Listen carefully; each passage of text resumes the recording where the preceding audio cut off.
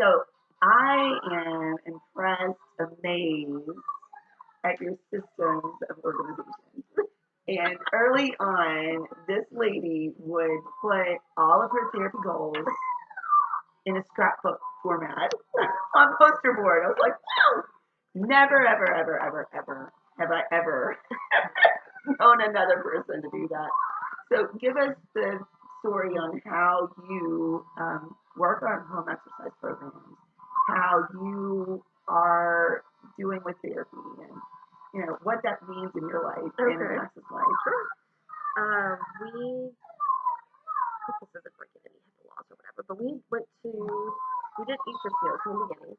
Jennifer was Max's very first therapist ever. She was fantastic. And so we started off with OT and PT at Easter seals. Um, we had some insurance troubles, so we stopped coming for about I think it was 2 years. And then we went to Brooks, I think. I don't know. I don't remember now. I'm sorry. So we've been to Easter Seals. We've been to Brooks at Halifax. While he was at Brooks, he graduated out of PT for that time period, which means that his PT thought for his age, he has accomplished what he can safely. So he has to mature, as I sit here and watch him climb all over my end table. He has to mature before he can continue anymore in PT. So at this current time, we don't do PT. We only do OT, and we do it here in the house through Cascale Therapy with Nicole. And it's been amazing. I was really nervous about in-home therapy.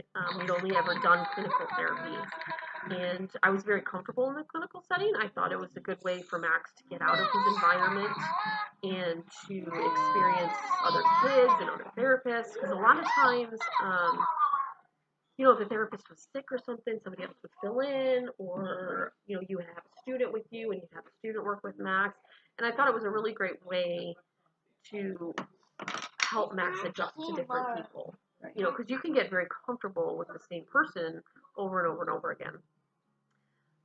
So I enjoyed the clinical setting. So switching to home setting was actually very anxiety filled for me. Plus, you have somebody coming into your house. Right. Weekly. So, like, every week I'm like, oh my gosh, I gotta clean my house. Which is not necessary, but yes. It's like, I gotta vacuum the carpet and clean under the couch, make sure she doesn't see any smudges on the floor. But having her come to the house has been a huge relief, because not only am I not driving to Daytona anymore, which, let me tell you, is a huge relief, because driving to Daytona with 2 kids in the car, it was a lot easier when it was just Max. Yes. And I could just put him in his little infant car seat and shoot up to Easter Seals. But now I have 2, and getting them into the car and after school and schedules, and it was a lot. And I was doing that twice a week. And for the first couple of months, we were there for like 2.5 or 3 hours, because we had like a break. It was crazy. So having her come to the house has just been wonderful. I absolutely love it. I do not like teletherapy. We did that through the school system, and I declined to have it done during summer school because it's so hard. On the parent, it is extremely hard. Yes, it is. And I remember when Max was a baby, I would sit and watch you. I would sit in the room with you and watch you work with him. And I was just trying to absorb everything that you and Amal did. I would ask you questions and, what are you doing? Or why are you doing that? Or what is that for? And you guys were just so patient with me. And run home and scrapbook. And it was just, and so, but when we went to Brooks, we didn't get that, kind of separated. But now that I'm here in the same room with him again, it's a lot easier to see how his skills are developing, and the positive relationship that he builds with her. So his therapists have always been kind of my lifeline. They're the ones that I feel are the most knowledgeable about A, what they're doing, and B, I feel like they have a lot more experience sometimes with just specific kids with Downs, kids with autism, that kind of thing. Um, yes, you can go to a pediatric doctor, but that pediatric doctor isn't going to just see kids with Downs or kids with autism. They see everybody pediatric.